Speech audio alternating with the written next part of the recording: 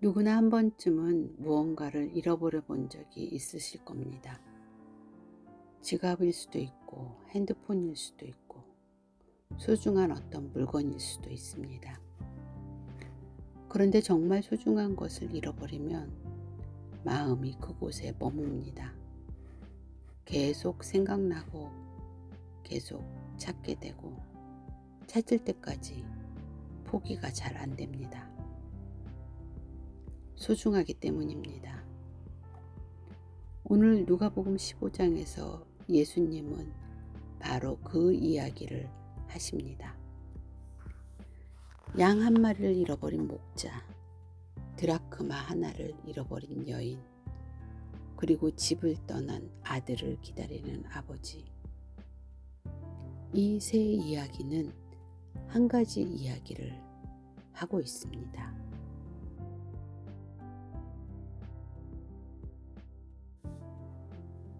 우리는 자신이 하나님을 찾고 있다고 생각합니다. 내가 하나님께 가까이 가야 하고, 내가 더 잘해야 하고, 내가 먼저 돌아가야 한다고 생각합니다.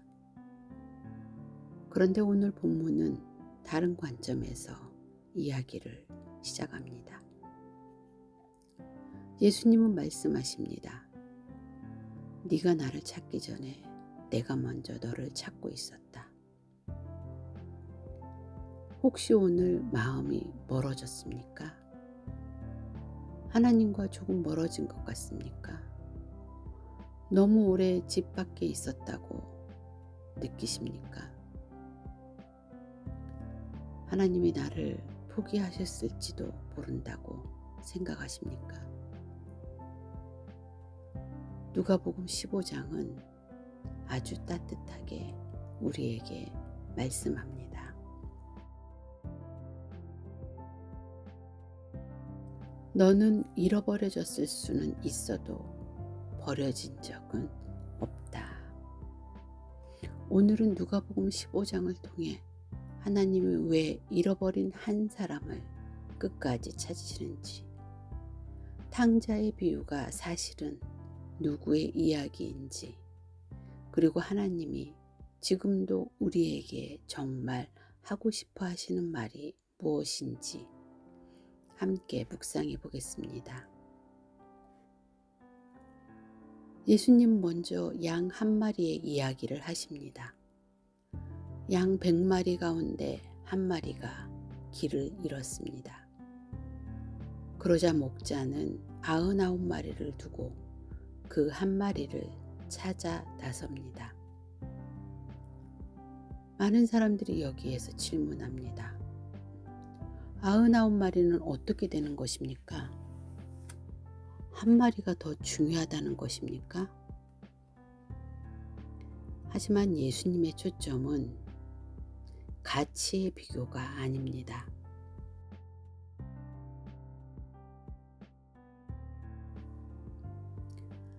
한 마리가 더 중요하다는 것이 아닙니다.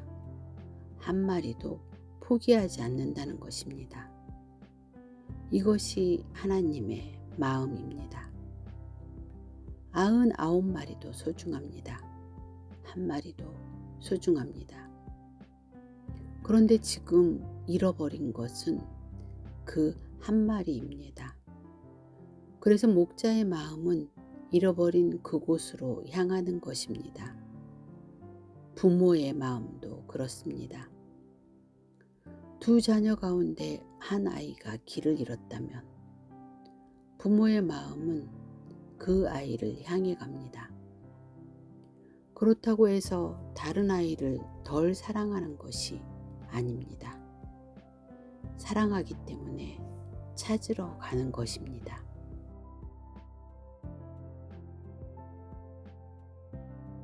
하나님은 한 사람도 포기하지 않으십니다. 그리고 이어서 예수님은 말씀하십니다. 찾아내면 즐거워하며 돌아옵니다. 이것이 바로 누가복음 15장이 우리에게 보여주고자 하는 것입니다. 우리는 종종 하나님이 실망하셨을 것이라고 생각합니다. 화가 나셨을 것이라고 생각합니다. 하지만 예수님은 우리의 생각과는 전혀 다른 하나님 아버지를 보여주십니다. 찾으면 기뻐하시는 하나님, 즐거워하시는 하나님, 그리고 잔치를 베푸시는 하나님입니다. 하나님은 돌아온 사람을 기뻐하십니다. 그래서 누가복음 15장은 죄인을 탓하고 꾸짖는 이야기가 아닙니다. 집으로 돌아오는 사람을 기뻐하시는 하나님 아버지의 이야기입니다. 그리고 우리에게 묻습니다. 지금 내 마음은 어디에 있습니까? 나는 하나님 곁에 있습니까? 아니면 조금씩 멀어지고 있습니까? 그리고 하나님은 오늘도 말씀하십니다. 나는 아직도 너를 찾고 있다. 예수님은 이번에는 한 여인의 이야기를 들려주십니다. 드라크마 10개 가운데 하나를 잃어버렸습니다. 그러자 여인은 등불을 켭니다. 집을 쓸기 시작합니다. 그리고 찾을 때까지 부지런히 찾습니다. 여기서도 사람들은 묻습니다. 하나 때문에 이렇게까지 해야 합니까? 하지만 예수님의 대답은 분명합니다.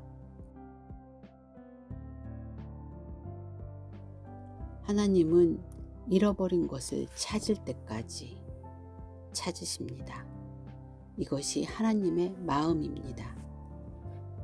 잃어버린 드라크마는 스스로 돌아올 수 없습니다. 양은 길을 찾을 수도 있습니다. 그러나 동전은 움직일 수조차 없습니다. 그저 누군가가 찾아주어야 합니다. 이 모습은 이런 사람들의 모습과도 같습니다. 너무 지쳐서 움직일 힘조차 없는 사람, 어디서부터 다시 시작해야 할지 모르는 사람, 하나님께 돌아가고 싶지만 어떻게 돌아가야 하는지조차 모르는 사람, 그런 사람들에게 누가복음 15장은 말씀합니다. 하나님은 당신을 포기하지 않으셨습니다. 하나님은 등불을 켜시는 분입니다. 찾을 때까지 찾으시는 분입니다. 포기하지 않으시는 분입니다. 그리고 찾으면 또다시 기뻐하십니다. 예수님은 말씀하십니다. 한 죄인이 회개하면 하나님의 천사들 앞에 기쁨이 됩니다. 놀랍지 않습니까? 우리는 돌아가는 것을 부끄럽게 생각합니다. 그러나 하나님은 돌아오는 것을 기뻐하십니다. 우리는 정죄를 예상합니다. 그러나 하나님은 기쁨을 준비하고 계십니다. 하나님은 돌아오는 것을 기다리고 계십니다. 그리고 예수님은 마침내 가장 긴 이야기를 들려주십니다. 집을 떠난 둘째 아들과 집 안에 있었지만 아버지의 마음을 알지 못했던 큰아들의 이야기입니다. 예수님은 어떤 아들의 이야기를 들려주십니다. 둘째 아들이 아버지에게 말합니다. 아버지, 내게 돌아올 재산을 주십시오. 이 말은 당시로서는 굉장히 충격적인 말입니다. 바꿔 말하면 나는 아버지가 없는 것처럼 살고 싶습니다. 라는 말과 비슷합니다. 아들은 아버지의 집은 원했지만 아버지는 원하지 않았습니다. 아버지가 주는 것은 원했지만 아버지와 함께하는 삶은 원하지 않았습니다. 우리도 그럴 때가 있습니다. 평강은 원합니다. 축복도 원합니다. 기도가 응답되기를 원합니다. 그런데 정작 하나님 자신은 원하지 않을 때가 있습니다.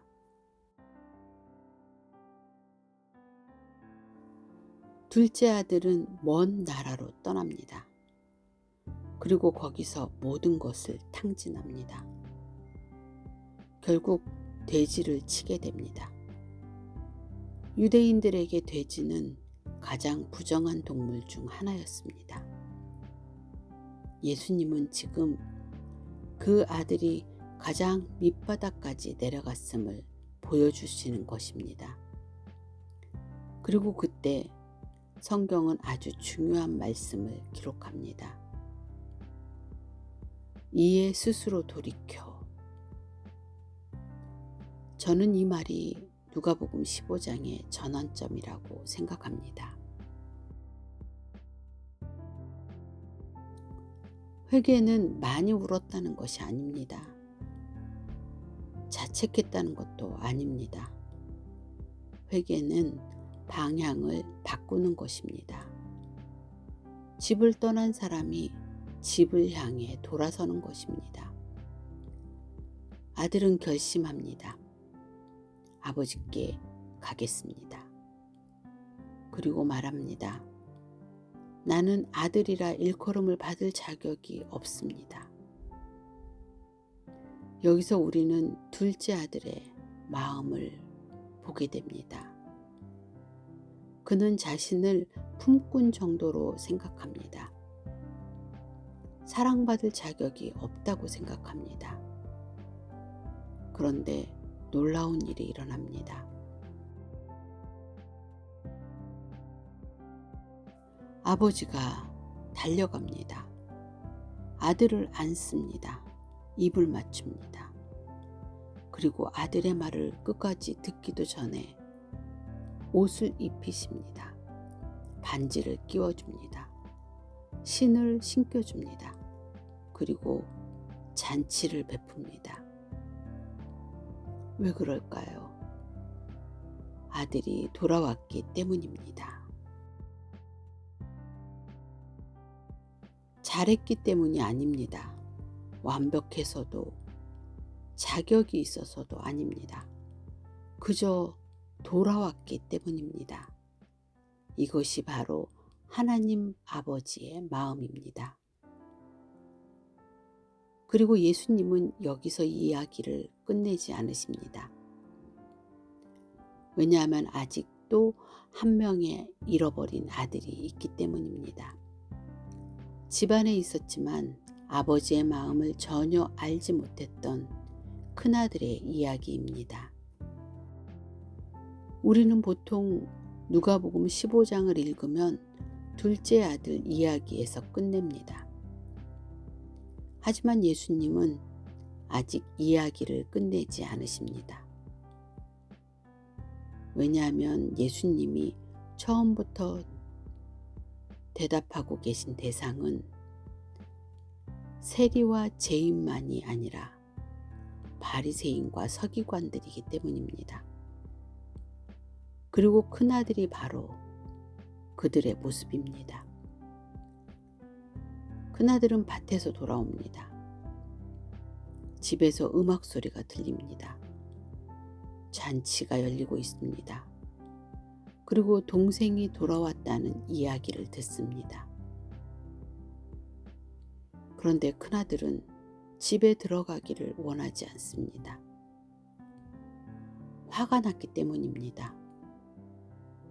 왜 화가 났을까요? 동생이 돌아왔다는 소식을 들었기 때문이 아닙니다. 아버지가 기뻐하는 것이 이해되지 않았기 때문입니다. 큰아들은 말합니다. 내가 여러 해 아버지를 섬겨 명을 어긴 적이 없거늘. 이 말 속에 큰아들의 마음이 그대로 들어 있습니다. 내가 이렇게 했는데, 내가 얼마나 열심히 살았는데, 내가 얼마나 순종했는데. 큰아들은 아버지와 함께 살고 있었지만 아버지의 사랑을 은혜가 아니라 거래로 생각했습니다. 우리에게도 이런 마음이 있습니다. 나는 열심히 믿었는데, 나는 기도했는데, 참고 견뎠는데, 왜 저 사람은 저렇게 쉽게 용서를 받고 잘 될까? 사실 큰아들의 문제는 순종이 아닙니다. 비교하고 있는 것입니다. 은혜를 이해하지 못한 것입니다. 아버지의 마음을 알지 못한 것입니다. 그래서 아버지가 밖으로 나옵니다. 놀랍게도 아버지는 둘째 아들에게만 나가지 않으십니다. 큰아들에게도 나오십니다.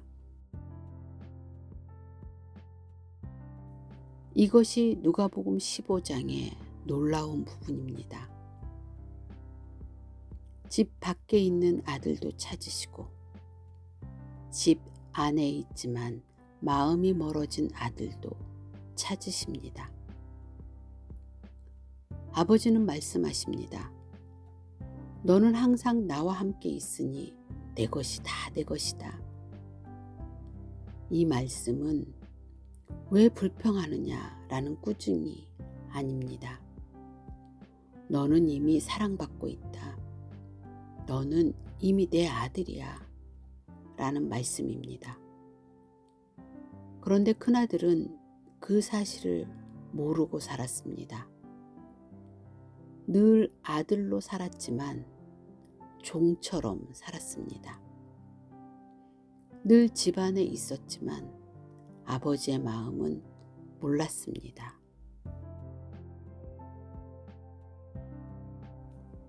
그리고 예수님은 여기서 이야기를 끝내십니다. 큰아들이 들어갔는지 들어가지 않았는지 말씀하지 않으십니다. 왜일까요? 그 결정을 듣고 있는 사람들에게 맡기셨기 때문입니다. 그리고 오늘 우리에게도 같은 질문을 하십니다.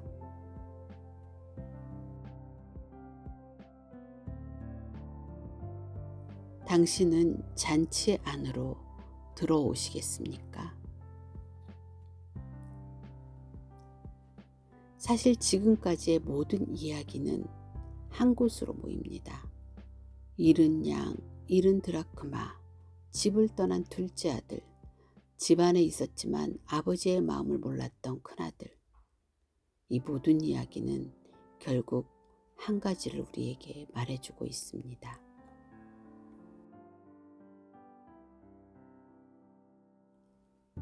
하나님은 왜 끝까지 찾으실까? 왜 양 한 마리 때문에 찾으러 가십니까? 왜 동전 하나 때문에 불을 켜십니까? 왜 아들을 위해 매일 기다리십니까? 그리고 왜 큰아들에게까지 밖으로 나가십니까? 답은 하나입니다.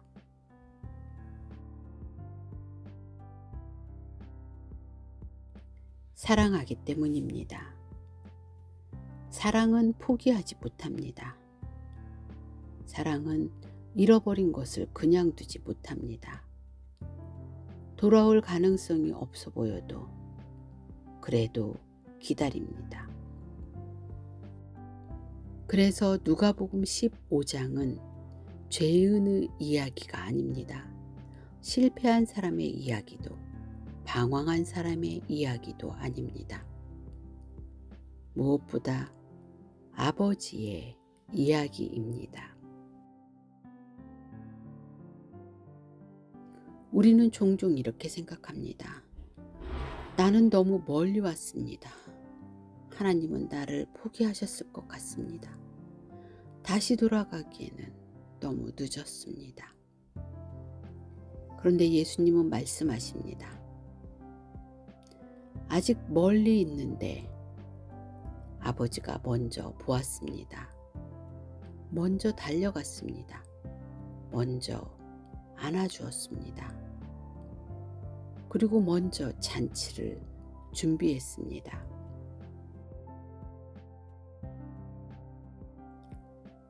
오늘 우리에게 묻습니다.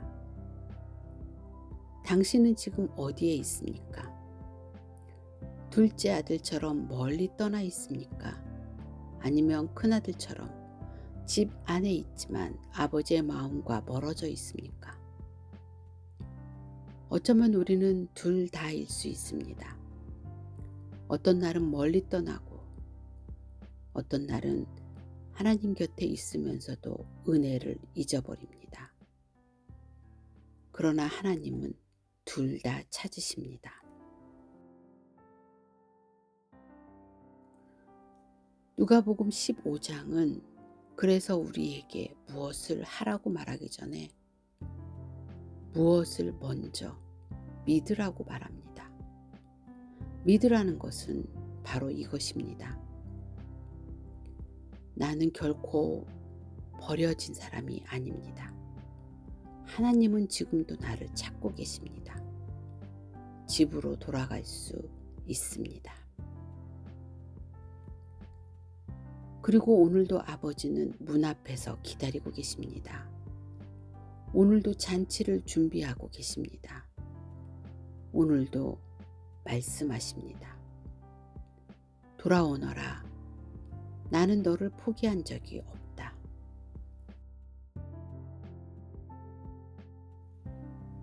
오늘 우리의 기도는 이것이면 좋겠습니다. 주님, 제가 어디에서 길을 잃었는지 보게 하소서. 그리고 제가 돌아갈 때 정죄보다 먼저 달려오시는 아버지의 마음을 알게 하소서. 집으로 돌아가는 용기를 주옵소서.